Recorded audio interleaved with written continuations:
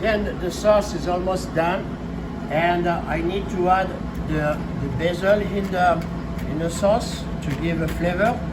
If I add the basil too soon, the fresh basil is going to turn really dark with the acidity of the tomato. Then I am going to add this here into the sauce.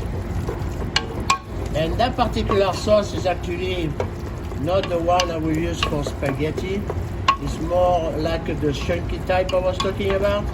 And in the next section about tomato sauce, I will show you the one that is very liquid that we use for all kind of different dishes as a pasta and so on. Okay. All right. This is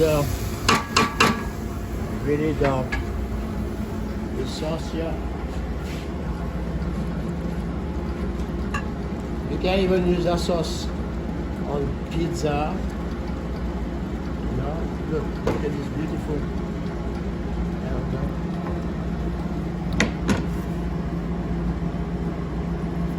That's a chunky tomato sauce. Next section will be regular tomato sauce. All right, the next sauce, still in the tomato sauce, is the traditional tomato sauce.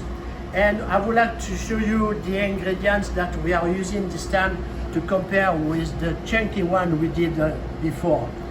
We have olive oil, and we have the mirepoix. This is about half an onion, 1 carrot, 1 branch of the celery stalk.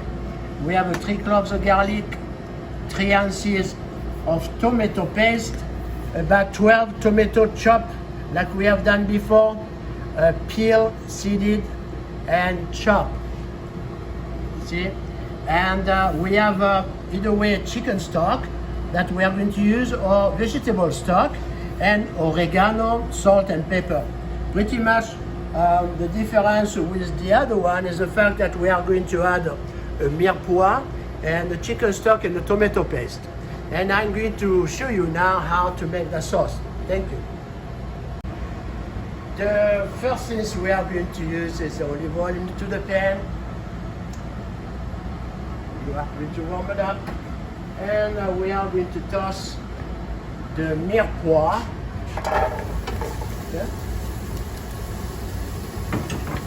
And we are going to sweat. Sweating is to express out of the vegetable the moisture without to give too much coloration. Then I am going to cook those baby until they get soft and tender and almost transparent.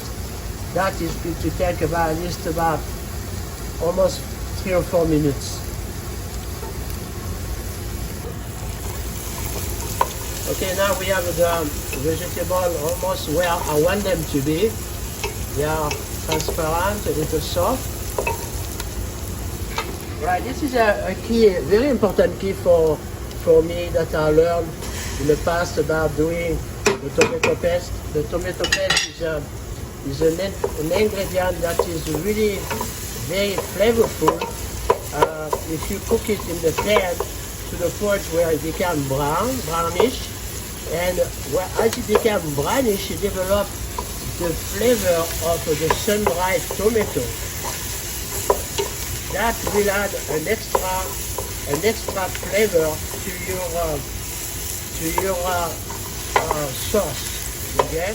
Then, as soon as I see a little brownish, little layer developing in the bottom of the pot, that is giving me the indication, see, like right here, that the tomato is starting to change its flavor into the sun-dried flavor tomato.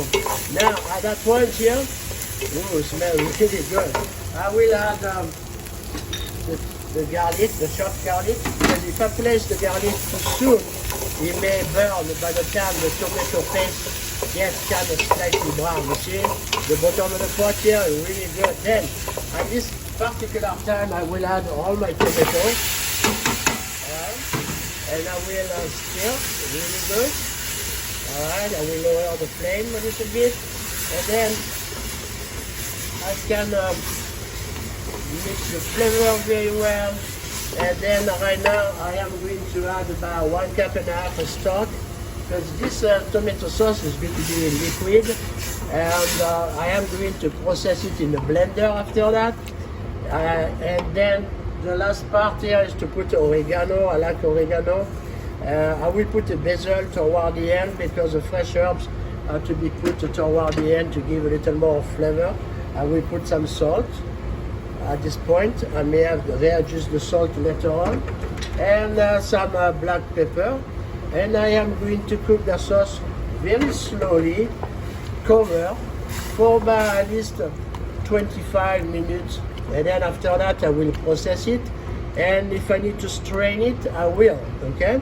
All right, then that will be the whole thing right here so far. And here we go. Then we are going to wait 25 minutes and I come back. It has been 25 minutes, and the sauce is reducing. At this point here, I am going to add some fresh basil in there before I process it to give an extra flavor. Okay.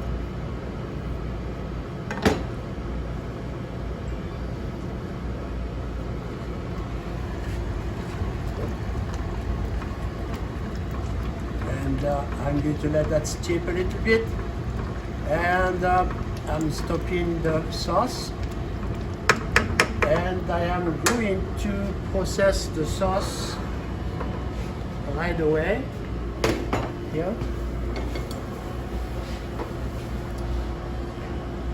Now, if you don't have this type of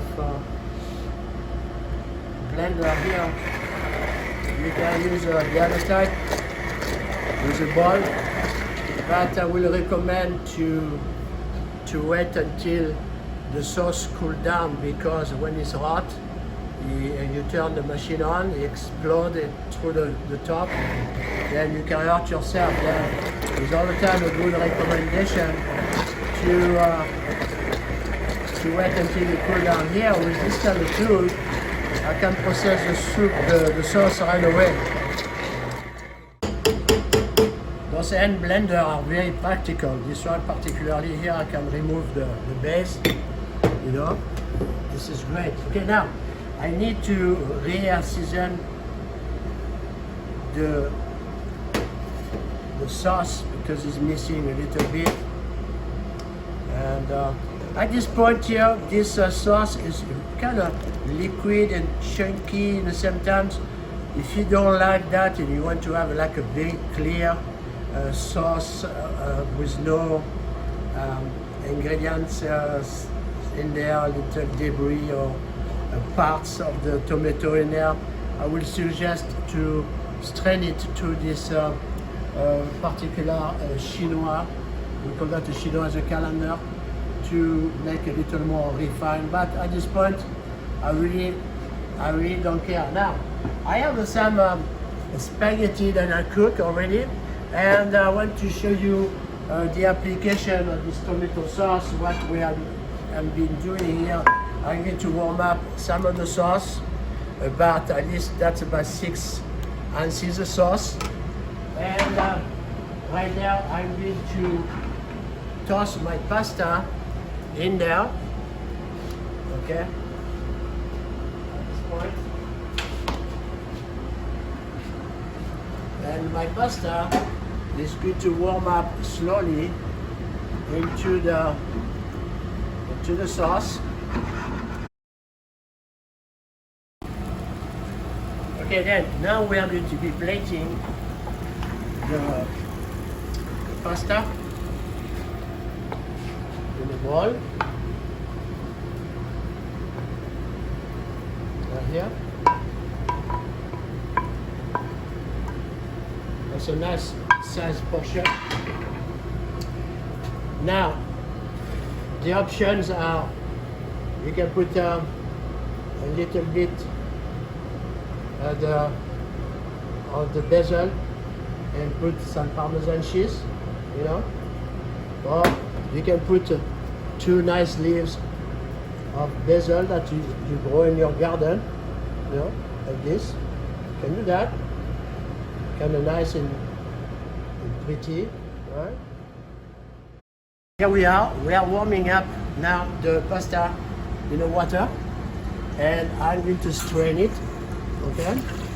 And I am going to toss it into the butter here, okay? And I want to add a little salt. Turn it up. Then I will take some of the tomato sauce, put it in the bottom of the plate, and I will put the pasta right on the top like this. Okay. And if you remember the previous sauce I made, the chunky one, I will add a little bit of that pasta on the top.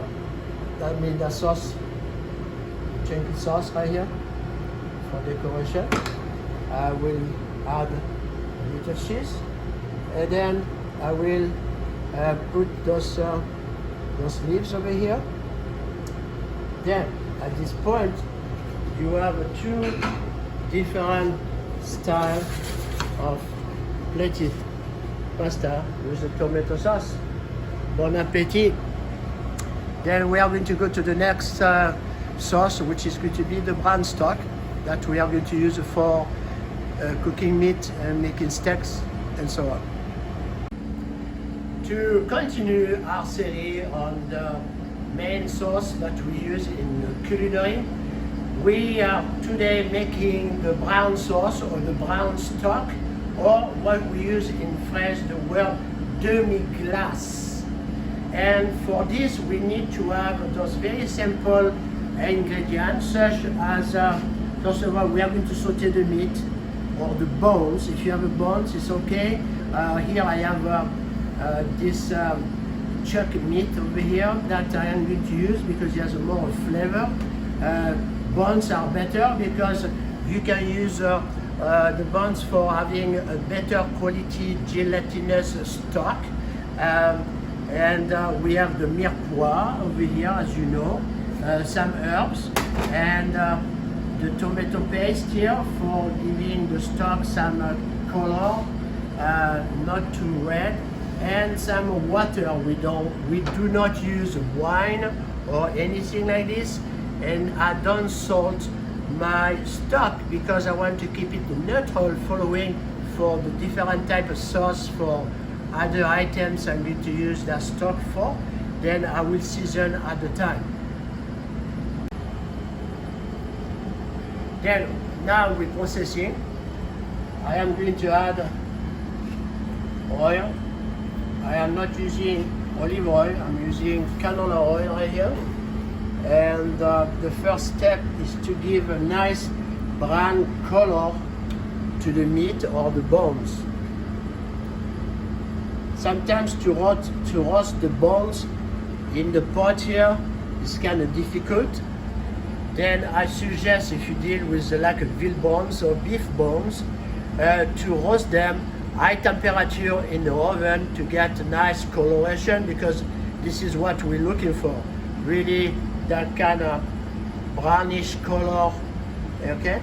Then right here, I am placing my meat or the bone.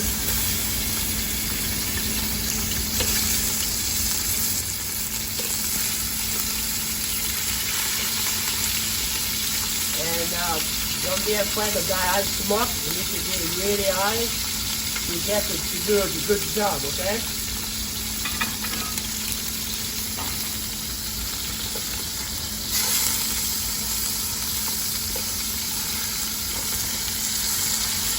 This particular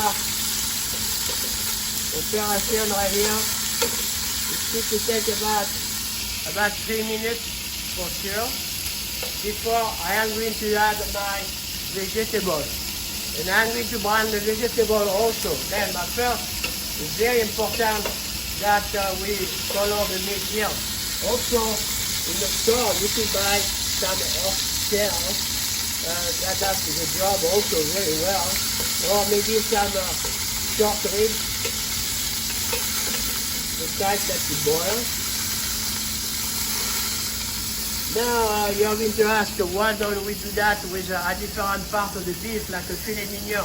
No, no, no, no. We need to use a meat that has a big fiber in the muscle, because that indicates that the muscle has function and exchange more blood to give more flavor to the meat. The filet mignon doesn't have the big fiber because there's barely any action in the motion at the part of the muscle of the beef. Then we can use a shank as well. You know, get a nice color here. This is what I'm looking for here, nice and brown. At this point, I am going to add the vegetable. As you notice, there is some garlic cloves over here, and I need to dump that in there, okay? And color it until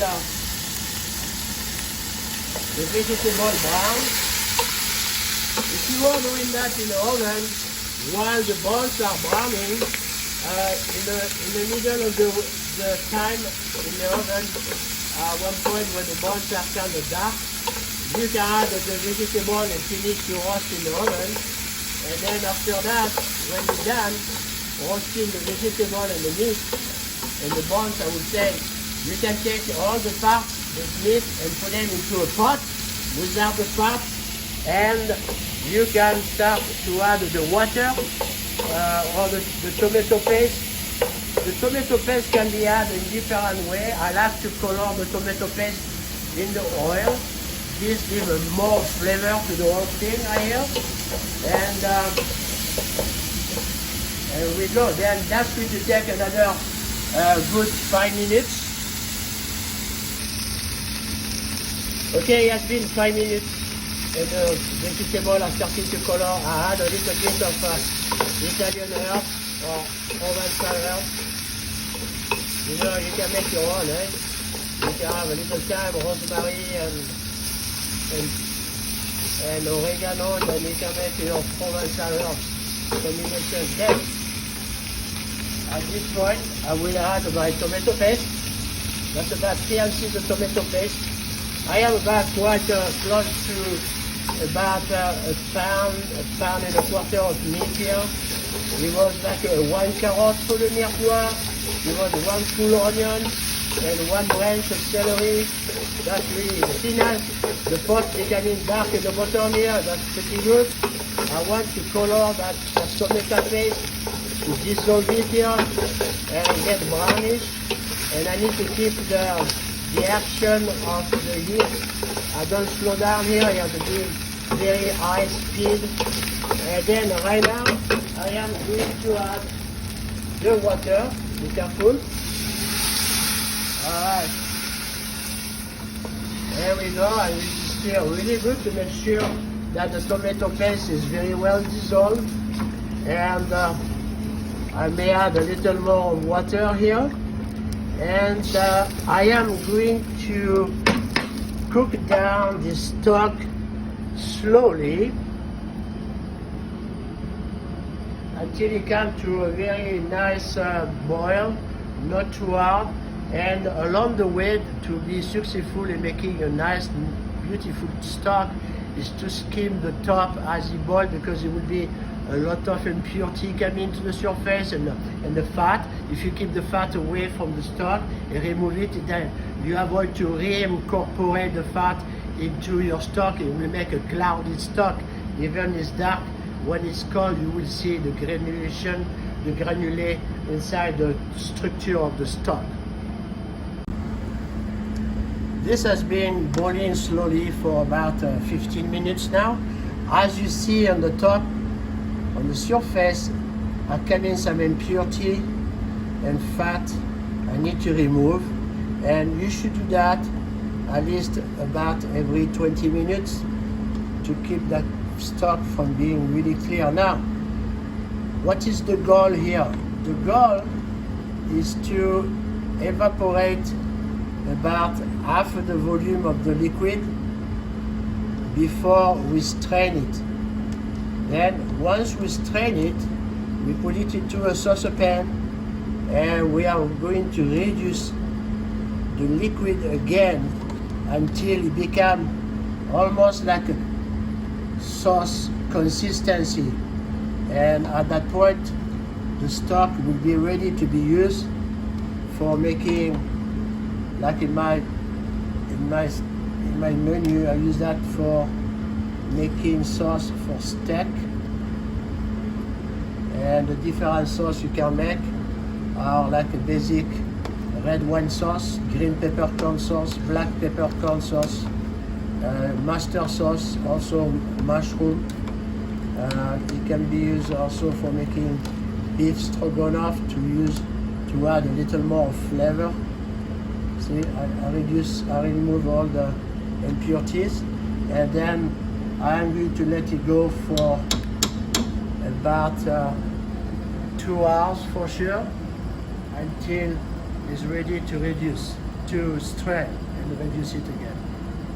Okay, then we have reduced the stock by half. You can see it went down slowly. I'm going to remove the meat right now. Okay, and one thing. I'm going to remove the meat into the bowl, and I am going to strain the stock. Okay. Okay, and the way to do that is ready. Okay, straining the stock, eliminating the vegetable here. I don't need.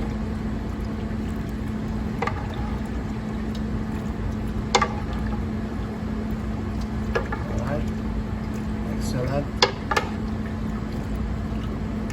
I call that the golden stock. This is a really, there we go. Then I'm going to take my ladle here and I'm going to tap slowly to have the juice coming down. Put it down below. See? You see the juice coming down in the pan? Alright. So far in that particular juice and stock, we have all the good nutrients of the vegetable. Also, we have the protein of the meat also there. And right now, I'm going to turn this on, and I'm going to reduce this by half to get exactly to the consistency that I am looking for, which is going to be my demi-glace. It's a plain stock, no salt, no seasoning there. And then I will show you an application of the stock with the red wine and mushroom sauce for a steak. Again, as the stock is reducing, okay, I still remove the impurity and the fat that is coming up to the surface along the way. You have to be kind of patient because it does happen. And at this point here, I can tell that the consistency is thicker, more like a syrupy. And see, now remember we started with about 2 quarts of liquid at the beginning, and we are going to end up with about maybe barely a cup of that stock. Then now if you come back here, I want to show you the consistency, and I am going to strain it. Okay, right here, strain it to a fine, very fine mesh. Right. See the thickness in the bottom here? It's beautiful. This is like a gold. Alright, then I'm going to save that.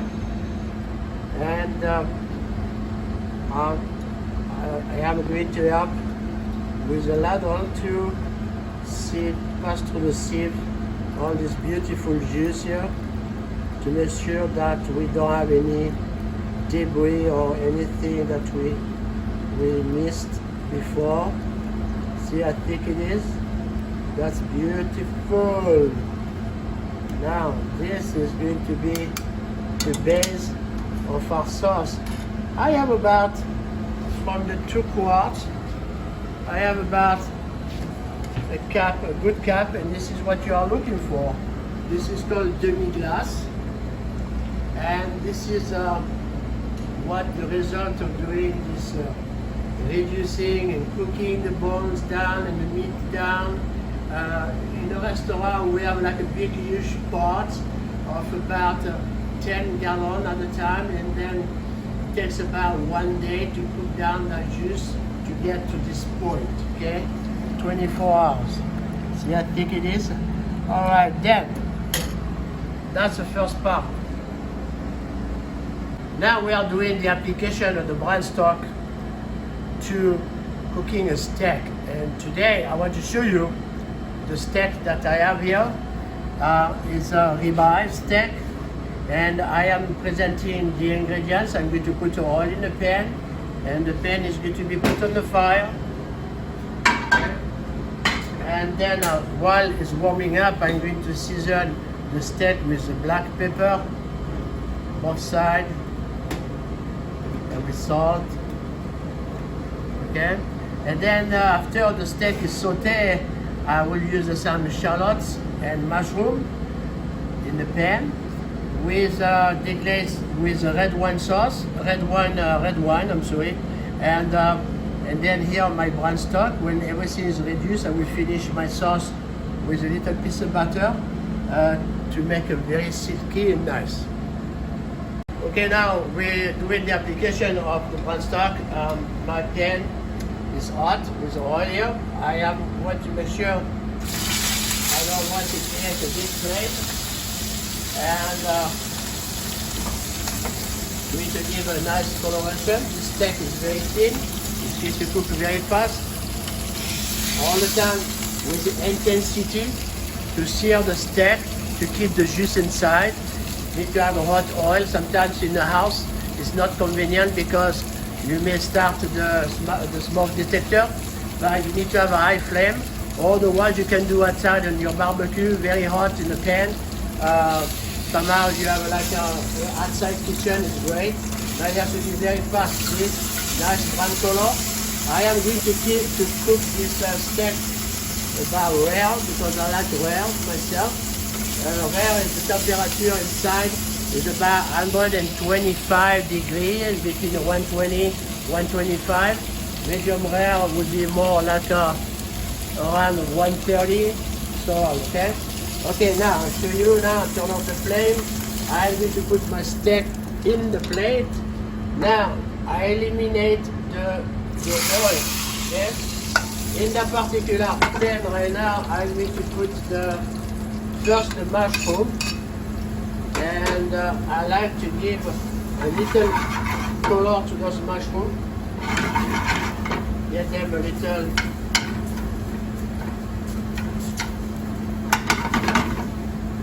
crispy to develop the flavor. Now remember, the mushroom have a 70% of water. Then the first thing you are going to see here is the mushroom is going to melt and shrink in size as the water evaporates. I like to give it this little coloration here. Sometimes I remove all the oil. I can add a little fat to help the mushroom to color here very fast, not too much, just enough. Everything is fast, okay? All right, then this is for one person that does too much shallot here. I need to put the shallots very fast. This is for one person, remember? Alright. Then right now I'm going to put the red wine. Then I am going to flame. Alright. I am reducing the red wine.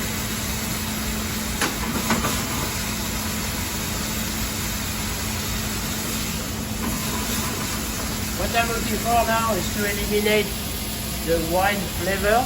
I am going to cook that down until almost the wine disappears, almost dry. And at that point, I will add my brine stock. And the word I use all the time is the word reduction. Reduce. It's like reduce means evaporating to get more like the flavor concentration into the sauce. This is what I am doing right now. Here the flavor of the wine is kind of gone, but the color remains. And I am using the brown stock. You see how thick it is here? Then I'm going to add just about maybe 3 little lemons here. And I am looking for concentration. At this point, I will put some seasoning, salt, and then I turn off the flame here, and then I'm going to add the butter, and I need to stir the pan with the flame off. Okay, I need to test the sauce to see if we have the perfect seasoning, and then I will put the sauce on the steak. Right now, you have kept the steak on the warm place, and that would be a mushroom red wine sauce right here. Then this is one of the applications of the brown stock.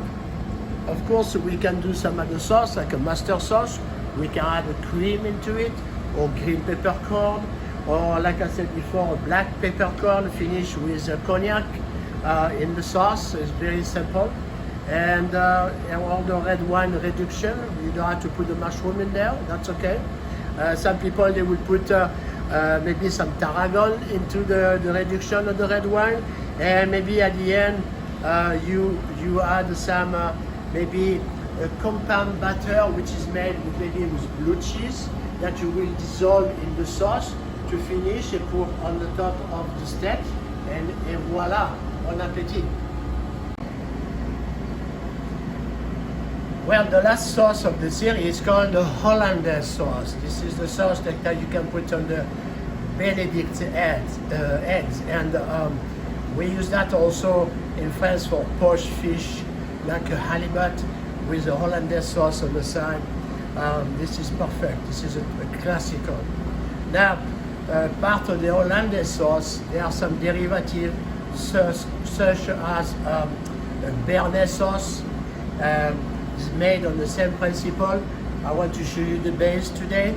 Now let's show you the ingredients that we need. The first thing we need to have is to have the butter to melt to make clarified butter.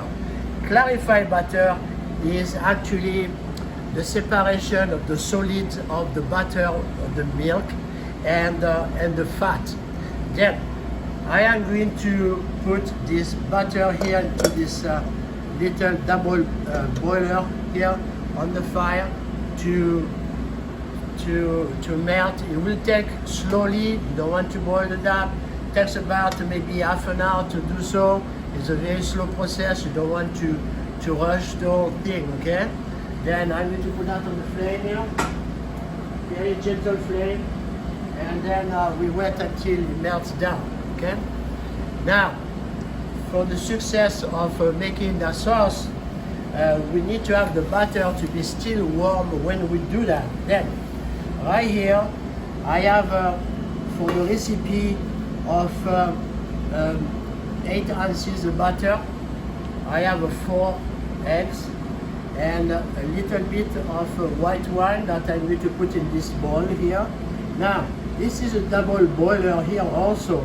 I am going to boil the water and warm up the yolk. I'm going to separate the eggs there. I'm going to have the yolk only. This is called also, is a form of sabayon. The sabayon is used with abaglion, like the Italians say. This is where you beat up the yolk with some kind of sweet wine and create this kind of creamy thing with a little sugar in there, and you pour that on the top of the fruit.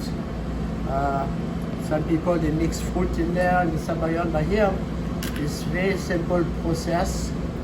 I am going to show you is the white one in the yolk, and right now I am going to warm up this water and wait until my butter clarified is ready. Okay? I cannot start the hollandaise without to have the butter ready. Take a look over here.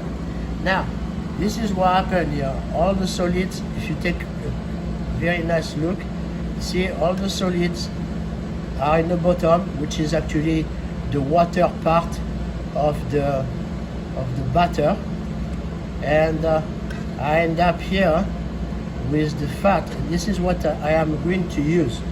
I will take a ladle and use as much as I can until I get to the water, the level. The butter is warm, is about close to 130 degrees. Right now, you don't want to be so hot that is going to fry the eggs, okay, the yolk. Now, at this point, I am going to go onto the stove right here, and I am going to start to beat up the yolk. And then once you start this process, you don't stop, okay? And see, I do the 8 motion. Did you see that? 8 motion, okay? Or you can do this, or you can beat it up really hard. But I learned with the time, if I do the 8 motion, I can hit the yolk all over the place. And sometimes you turn the bowl, and if it becomes really too hot, if it's boiling, for instance, you reduce the heat because we don't want to do scrambled eggs, okay? Then for this, it will take about a couple minutes while, you have to be patient.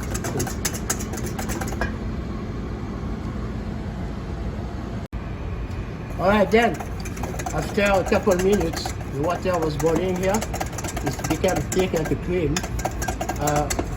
I make sure that the figure 8 works very well, and so far I can do just a tiny bit more. See, it's become a solid. He has a little form to it.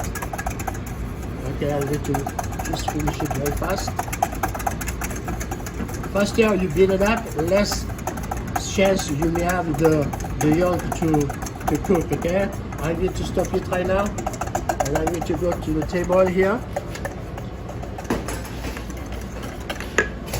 Okay, then I am ready to make this demonstration.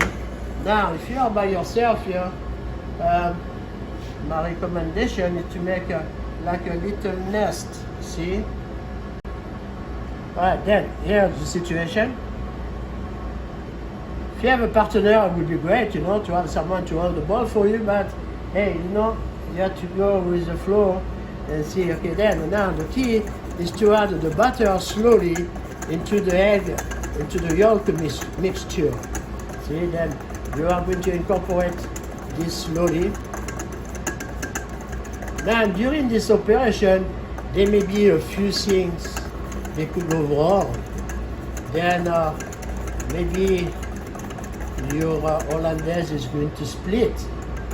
If you split and you show a lot of oil suddenly, then the way to fix that is to take a little bit of cold water and start to beat the sauce on the corner right here, and gradually to go back into what it was. Right now it's perfect, it looks really good.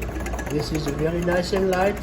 See, of course, as the hollandaise become thicker here with the butter, then the ball start to move, and then if you didn't want to have that, you can actually make your towel down below kind of wet, and this way it sticks to the table and it will not navigate all around the place. Now, see how fluffy this hollandaise is? See it right here? Beautiful. I'm getting close to the water here right now in the other bowl. That's the maximum I can do. And really right there, you have a hollandaise sauce for quite at least for about, I would say, 6 not scrambled eggs, Benedict eggs. I need to add a little salt, and I will add a little bit of the lemon juice I have here, just a touch, like this, and voila. Now, the particular aspect of the sauce, if you want to make it in advance, you will have to keep it in a warm place, because if you get too cold, the batter, what's going to happen to the batter is going to become solid again, and then your sauce is not going to be good. See, I want to have you to have a nice look to that creamy sauce here. That's the hollandaise sauce 101. Very good. This ends up our class on the sauce, the basic sauce called the mother sauce. As we recap, we have made the bechamel, the velouté, the tomato sauce chunky. We have done the brown stock, or called the brown sauce, and the hollandaise. That's really are very simple ingredients that you can buy in the store and reproduce at home. Thank you.